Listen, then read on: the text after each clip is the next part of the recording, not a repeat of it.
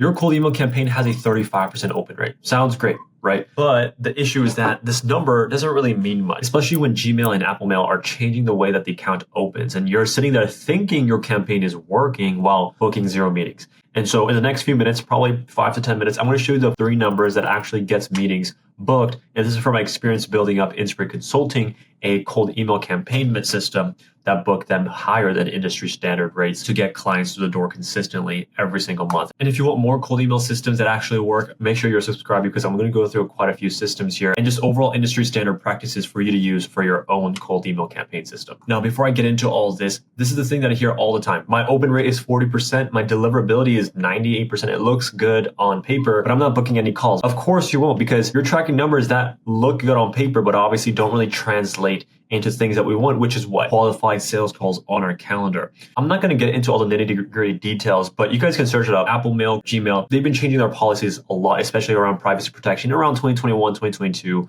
And you can see this reflect in the overall open rates from 2023 from around 36% to 27.7% in 2024. But they were broken before that anyway. So open rates really just don't tell us much. And to tell you the truth, there's only one number that tells you if you'll book meetings. And I'll show you that in just a minute. Overall, something that you don't want to spend much time on are these 3 numbers right here, which I'm going to show you right now. So the first one that you don't want to spend too much time and bandwidth on is deliverability, right?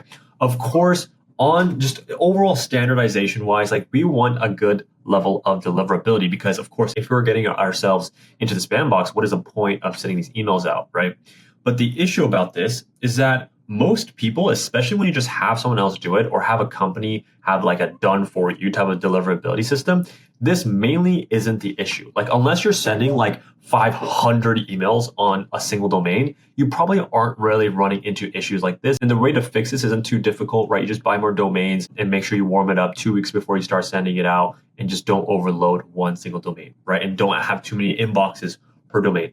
Another thing that you can look into, but again, not the most important thing, is just the overall numbers of emails sent, right? Because what we have to figure out is what KPIs to track. And once it is at the industry standard KPIs, or even better, then we can scale the number of emails sent. So the number of emails sent isn't necessarily the issue, or is rarely the issue, unless you're only sending like 20, right? Then that's the issue. But generally it's not something that you should really worry too much about. And the last thing is just click rate, right? In cold email, this barely counts, right? Because you're not running ads or anything like that. You're trying to talk to someone, because if they're trying to, if they click your link that you give them, amazing, right? Maybe they book a call right away. But if they just reply and then book a call through like communication about like talking about when you're going to meet, that is better, because clicks don't necessarily equal meetings, right? And the thing that happens here is that you open your cold email tool, right? You see 15 different numbers, whatever it might be, like open rate of 38% or delivered, 97%, sent 5,000. Everything looks good, right? You feel like everything is falling in place.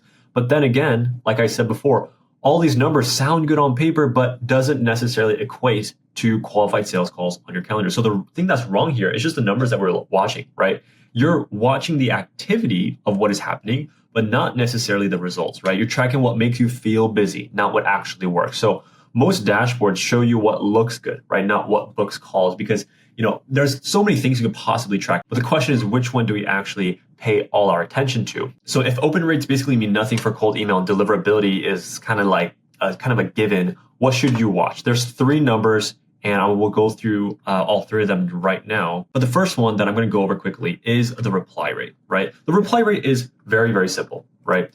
Both positive and negative reply counts towards this number. Like for example, if you're sending 1,000 and you get 50 replies for this, that's 5% reply rate, where about 3 to 4% is around average, 5 to 10 is about good, and 15% higher is excellent. This is where incredibly hyper personalized email lists will really play a hand in. No matter how good your copywriting is, if you're not really sending to the right people and not doing enough research on them, might not work out to be 15% or higher. This is very, very difficult, but if you can get in that range of numbers, that would be exceptional. Now, if you're below, let's say like 2%, because again, this is combining both positive and negative reply counts, right? Then below 2% is quite not a good sign. The reason why, again, deliverability isn't that big of a factor is because if people are replying, regardless of whether it is positive or negative, it's a fair assumption that people are seeing your message and being able to reply, whether they are wanting your service or your product or not, right? And so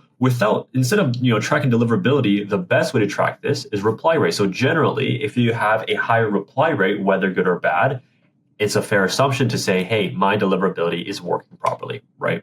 The second one is like double clicking on the previous reply rate thing here is positive reply rate, right? How to calculate this? Very, very simple, very straightforward, right? Emails sent 1,000 of them, 50 of them said, 50 of them replied. That's 5%, right? But 30 of them, let's say 30 out of the 50 here of the replies said that they're not interested, and 20 said that they're interested. That's a 2% positive reply rate. And if 20 of them said that they're interested, that's a 2% positive reply rate. And that's relative to the total amount of emails sent. If you have a positive reply rate of about 3 to 5%, you're in a really good spot. And that's where you can just start scaling things, right? Going back to the number of emails sent, it's really not that big of an issue, especially if your KPIs are wrong. It's not going to be necessarily the number of emails sent that is the issue. It's more so the overall reply rate, positive reply rate, and what is the kind of relationship with like the things that you're doing, which is like the copywriting side of things, right? Now, third thing is inbox placement rate. This one is the percentage of emails that actually land in the inbox. This is very, very important. Something you have to understand is that not only does this kind of be a better version of deliverability, but also gives us more information, right? Because deliverability is only telling us if it didn't bounce, right? If that email does not exist, yes, it would bounce, right? And deliverability would be good. But deliverability could be good, but can go straight into spam, right? And the issue with that is, of course, like any other random person, nobody checks their spam inbox. Neither do I. Nobody really just necessarily does that because, again, it's spam. Why would they, right? You could have 98% deliverability and 30% inbox placement. That means 70% of your emails are invisible. Again, nobody checks your spam. And something else that I want to go over is another ratio or kind of just overall number for you guys to track is meetings booked per 100 emails sent, right?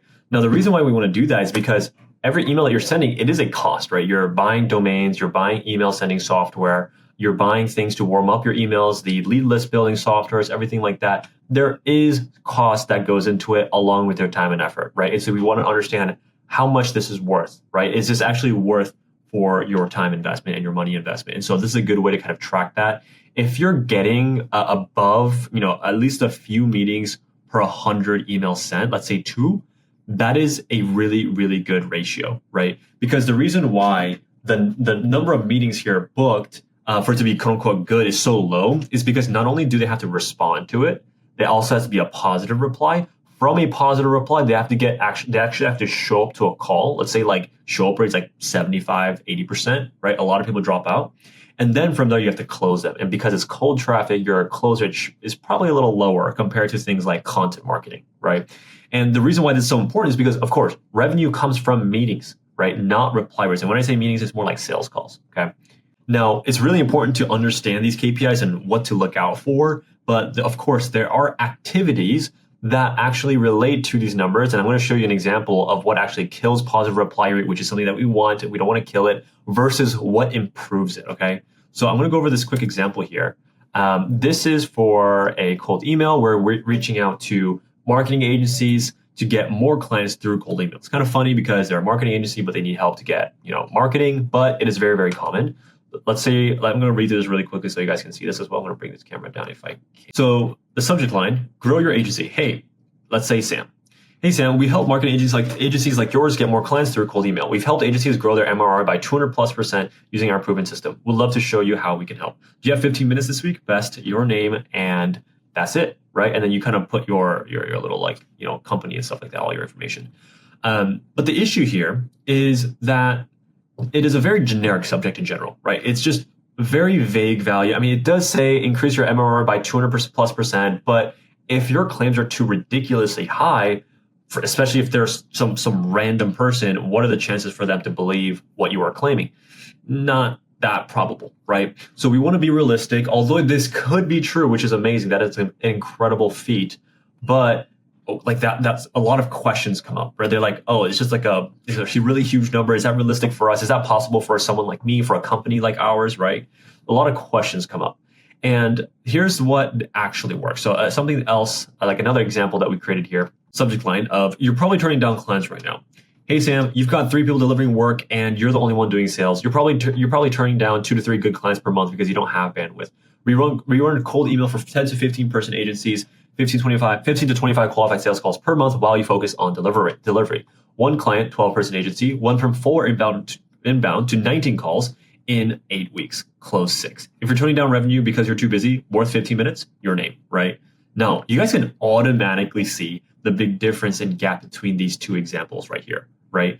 But I'll just kind of put I'll just break it down exactly why it works, right? First is specific pain in subject, right? As you see right here, we're calling out specific numbers of well, obviously this is an estimate. Like I don't know exactly what they're dealing with, but I got to understand their current problems, right? They're probably turning down maybe not exactly 2 or 3, maybe even more, right? 4 or 5, maybe even more than that, like 10, 20 clients that they would love to work with, but are not sure if they can deliver an exceptional experience because why? They don't have the bandwidth to do that. And another thing we do is we just tell them like what we can do, right? We run cold email for 10 to 15 person agencies, 15 to 25 qualified sales calls per month while you focus on delivery. It solves this immediate problem that we highlight for them. And this problem itself is something that they instantly recognize, right? Because of course, well, at least ideally, this is something that they're dealing with right now. It's for us to solve for them. Other things we do right here, you can see that we give a specific example. You don't have to, you can mention specific companies that you work with directly if they gave you permission to use that in your marketing. However, there's no need to do that as long as you can really dissect their problem and can call it out, provide a solution, and give an example of something similar that you guys have done. If you're stuck at 2% reply rates and want campaigns that look like this second email right here, and campaigns that actually hit 5 to 10% replies and really good inbox placements, then we can run this exact system for your company with a link in the description where you can book a call with me. I'll hop on and walk you through what the next steps look like, what we can do for you, and if it even is a fit, right? But just overall, like the truth about this whole entire thing is that you don't need to track, right, 15 to 20 different metrics. That's just a waste of time, waste of bandwidth. You only need to track 3, maybe 4, right? Reply rate, positive reply rate, and inbox placement. And this final 4th one right here in terms of meetings booked per 100 emails sent, that's something you can track to understand your overall ROI. So next video, I'm going to break down 5 more cold email templates that get 10 plus more replies. Real examples which we've actually used for a company called Inspired Consulting, which is something that I worked on previously. And we use that to reach out to high schools for our seminar service for their high school students. But those are real numbers, real copy that actually worked. And so you guys can check that out soon. And I will see you guys in the next video. Subscribe if this helped at all. Comment what your feedback might look like. Let me know. Thank you guys for watching and talk to you guys next time.